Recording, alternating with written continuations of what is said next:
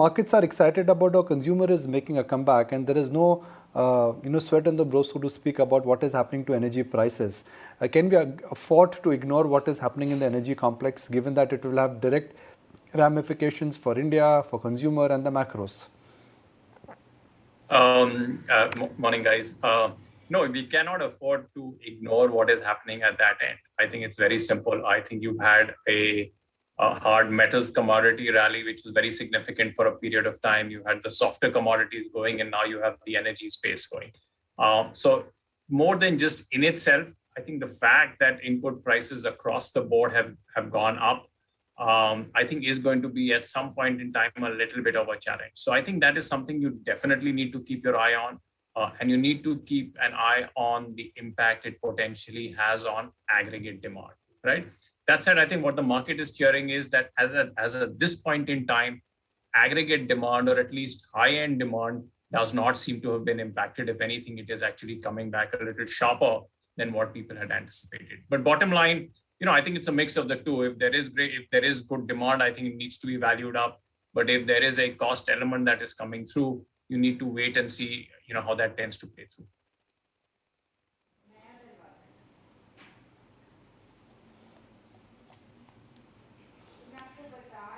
Are you a bit surprised with the kind of indications we've got from a Sobha or a Bajaj Finance, or for that matter Marico? They're consumer-facing businesses, and they're pointing to great recovery for the quarter gone by, which, by the way, does not capture Diwali Dussehra sales also. I think yes and no, right? One, at some level, you're seeing a little bit of this is at the higher end stuff like Sobha, some of the other developers. There could be a little bit of a wealth effect that is coming through. So I think to some extent that itself should not be that much of a surprise. As you move a little lower down or to the broader end of the market, whether it is the Bajaj or whether it is the Maricos, to some extent, I think if you're seeing well above expected numbers, then I think that is a little bit of a surprise and a little bit of a positive. Simply because I think it's the broader market that has been seen to be a little bit more at risk rather than necessarily the top end. So I would say, I think at the end of the day, the commentary that we've seen leading into and some of the data releases that have happened leading into this results season have probably been a little ahead of expectations. I think that said, we need to step back a little bit also. I think what this measures is the pace of rebound rather than necessarily the level of rebound. And by that, I mean, I think in most of these companies, most of these businesses, at best, you're reaching pre-pandemic levels, which is basically 2 years ago. And that is lagging what you've tended to see a little bit in the developed markets. Because while it might not have been so sharp in the most recent months, I think the revival has been a little longer there. And most of those economies are tending to see activity levels which are a little higher than pre-pandemic levels. Whereas as far as India is concerned, we are still getting there. So I think to some extent, I think the lower starting level in India is reflecting in better numbers and better rebounds than what people have anticipated. But big picture, I think there's still a little bit of catching up to do.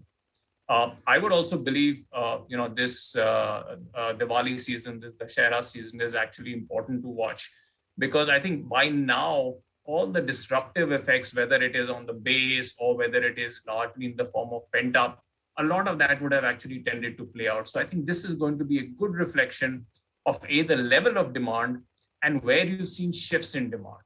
And I think that is very, very important to catch from a stock perspective in terms of where the demand is beating expectations and where it's lagging, even if aggregates tend to look a little okay.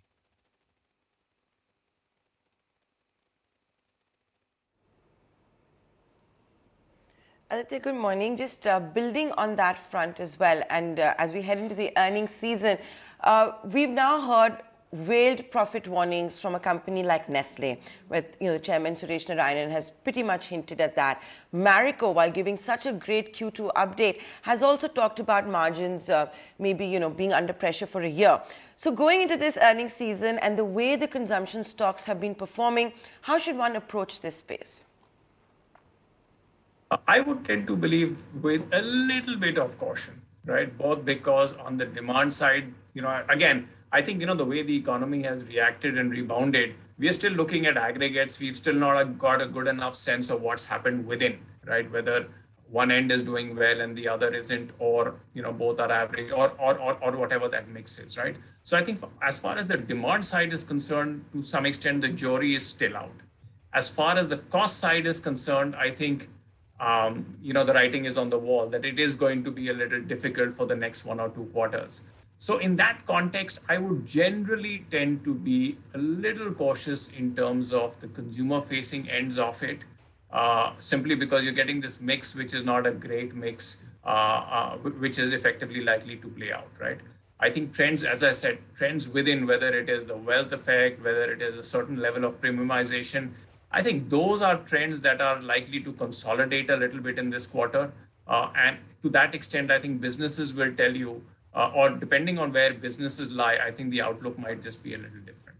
But I think a lot, this entire earnings season, if you see the headline numbers that we are expecting, for instance, is closer to about 37%. But you strip out the banks and the commodities, that number is looking more like 12%, right? And if you were to really take a two-year CAGR, it's actually more like 4%. So I think a lot is what lies in between, and I think that's what we got to watch for.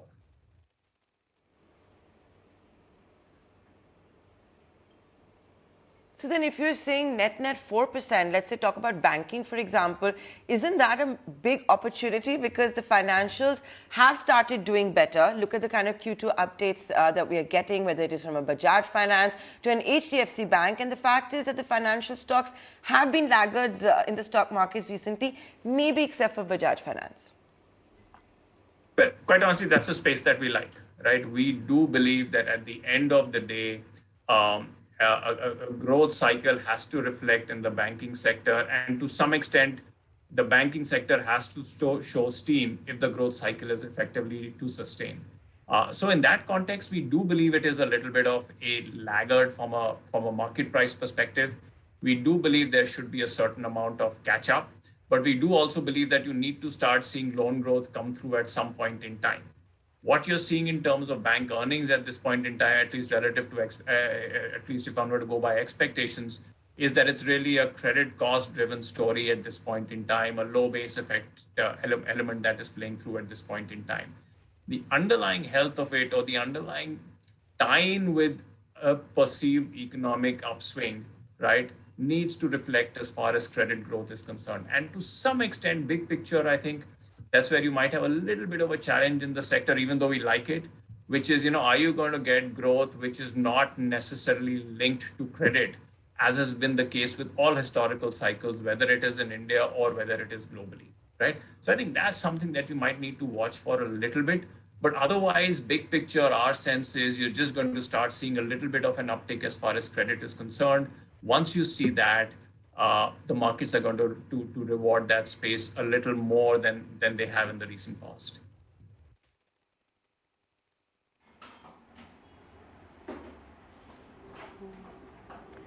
Okay. Just wanted to understand, Aditya, given that you continue to be positive on IT specifically, and I ask this because from tomorrow we're going to officially kickstart the earnings season as well with TCS.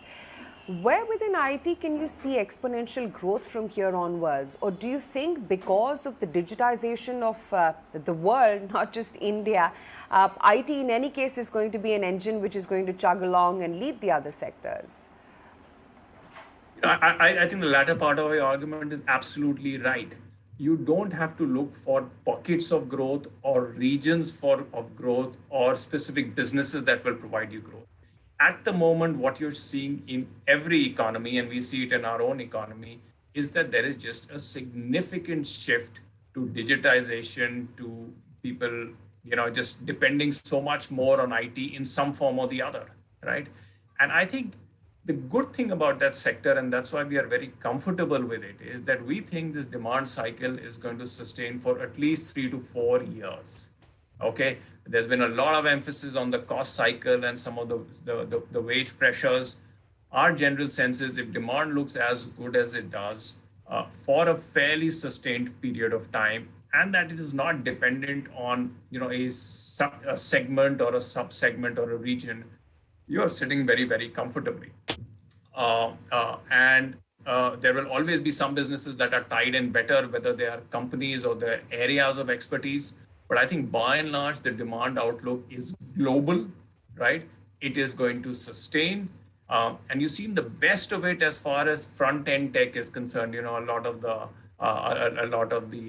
IPO kind of stuff, or a lot of the pure consumer tech that has taken the lead. But the reality is there's a much, much bigger pool outside or behind, right, which does the support for this, which enables all of this, which is, I think, going to be actually benefited in a much broader sense. And that's where the IT guys actually come in. I think, interestingly, again, from a stock perspective and where we are comfortable relative to I would say, parts of the market, is that we do believe that while you do have supply challenges, that you could see risk to margins in this quarter, the reality is the supply side of people is being oiled pretty aggressively. And I think it's a matter of a couple of quarters before that, focus tends to ease off. And you start looking at really the expansion of the pie that is happening. And the fact that given that the expansion in the demand pie is so rapid, what is less stated is the fact that a lot of these companies have suddenly got a lot of pricing power. And that tends to nullify any of the cost challenges that you face. So bottom line, I think it is a global swing. It is a sustainable swing for the next 3 to 4 years. The supply side is looking closer to starting to ease off than get worse. And I think that's very supportive for valuation frameworks. And it's very supportive for Indian businesses, which are really at the top of it. They're just competitive, they are global, and they've got their eyes on this pie.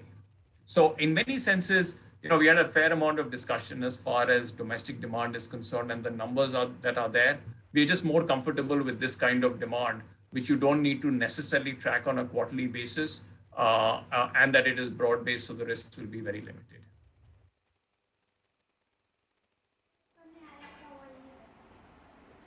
Right. Going forward, Aditya, I mean, given the pace and the speed of the rally, not just from March 2020 lows, but in this year itself, or for that matter, in the month gone by, does it make sense to be market cap agnostic, or would you say that are we going to see a structural shift towards the premium end of the market, as has happened globally with many world markets? Okay, I think what you've tended to see with the rally in India over the last couple of months, which has also been marked by significant outperformance relative to the rest of the world, you've had a very large element of the mid caps or the small mid caps and the smaller caps take more of the lead, right? Now, we wouldn't play it entirely by market cap. At some levels, sectors and business lines and companies are probably easier to play at this point in time of the cycle. But if one were to look at it from a sector cap, from a market cap perspective, we would at this point in time, given relative valuations between the two segments, be a little bit more comfortable with the leaders or the larger caps or the more obvious beneficiaries of the underlying consolidation that is taking place in the market, right? I think this was a little extreme about a month ago, and you've seen some kind of a retracement and a rebalance since then. But by and large, we'd still be a little bit more comfortable with the larger caps and the leaders rather than the mid caps, even though I think the time to really define it sharply by market cap probably has just passed a little bit.